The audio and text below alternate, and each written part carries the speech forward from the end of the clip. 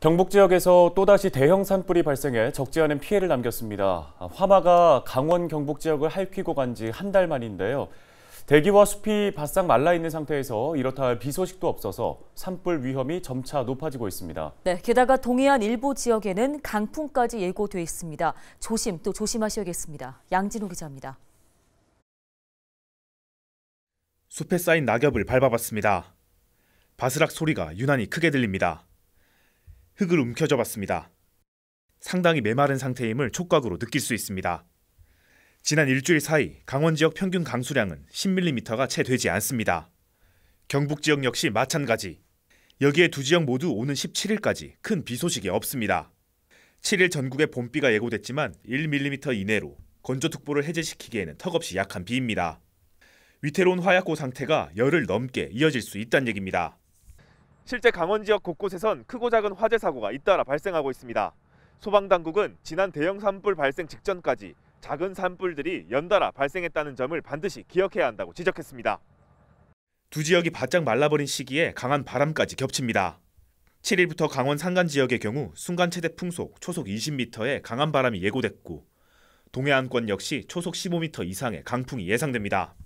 메마른 대기에 불씨를 삽시간에 나를 수 있는 강풍이 예고되면서 당분간 화재 위험은 높은 수준을 유지할 전망입니다.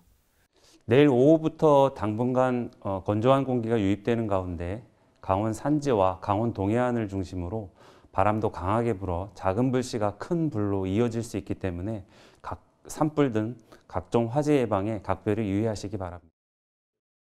산림당국과 소방당국도 연일 바짝 긴장한 채 경계의 고삐를 조이고 있습니다. 특히 담배꽁초, 쓰레기 소각 등 부주의로 인한 화재에 각별한 주의를 요구했습니다. 실제 지난 4일 홍천, 원주에선 부주의로 인한 주택 화재가 연달아 발생했습니다. 5일 발생한 봉화 산불도 화목 보일러에 남아있던 재해 불씨가 원인으로 지목되고 있습니다.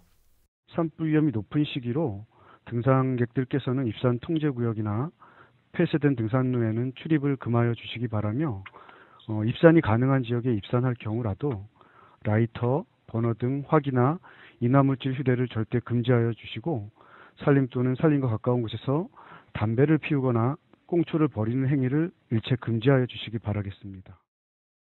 지난 2000년 산림 2만 헥타르를 넘게 불태웠던 동해안 산불과 2005년 양양 낙산사 산불, 2019년 동해안 산불 등 역대 특별재난지역 선포가 이뤄진 대형 산불 대부분은 4월에 집중됐습니다. 동시에 지난 5년 사이 강원도 내에서 발생한 화재 만여 건 중 절반가량은 쓰레기 무단 소각 등 부주의가 원인이었습니다. 헬로티비 뉴스 양진호입니다.